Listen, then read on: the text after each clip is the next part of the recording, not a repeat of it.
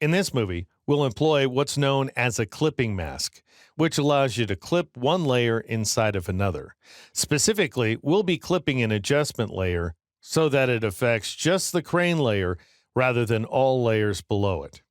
And the reason we're doing so is because we need to convert the crane into a silhouette. So with that wing number 1 layer selected, go to the layer menu, choose new adjustment layer, and then once again choose brightness contrast. And I'll go ahead and name this guy light contrast, let's say. And then you want to turn on this checkbox, use previous layer to create clipping mask. That way, we're going to clip the new layer inside the wing layer so that only the wing layer is selected. And I'll show you the difference between clipping and not clipping before this movie is out. But for now, just go ahead and turn on the checkbox and click OK. And now I'm going to go ahead and drag the brightness slider all the way up. But that's not really going to do the trick, even if we crank the contrast value up as well. We have some very dark grays inside the bird and some very light grays outside of it. We want black on white. So again, you want to turn on the Use Legacy checkbox and then crank the brightness up to its absolute maximum, which is now 100, and take the contrast value all the way up to 100 as well. And if you zoom in, you're going to see that that gives you some really jagged edges.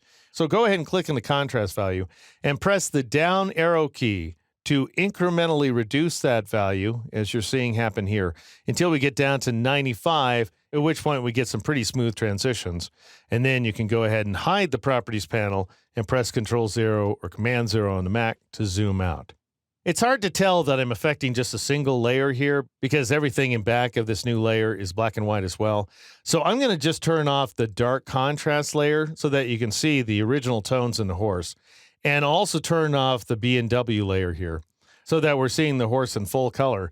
And notice now that the bird is red as opposed to black, which is interesting. But it's only that way because of this light contrast layer. So this is the original bird if I turn it off.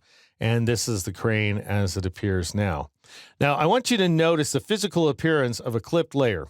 It's scooted in to the right, so it's indented, and it has this tiny little arrow icon going out and then downward to point at the layer that's clipping it.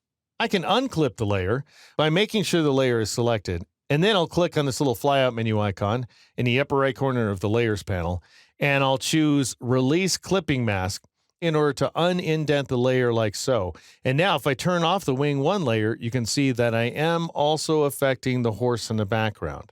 Whereas if I turn wing number 1 back on and then choose Create Clipping Mask from that same flyout menu, I do not any longer affect that horse. Now, another way to release a clipping mask is to press the Alt key or the Option key on the Mac, which seems to always do something in Photoshop, and then go ahead and click on the horizontal line between the 2 layers. And notice that unclips the layer like so. If you Alt or Option click on that horizontal line again, then you will re-clip the layer. All right, now I'm going to go ahead and turn those other layers back on, including B&W right there, and then I'll drag down the column to turn on both the brushwork and dark contrast layers as well. And that's how you employ a clipping mask, in our case to clip an adjustment layer so that it affects a single layer as opposed to all layers below it.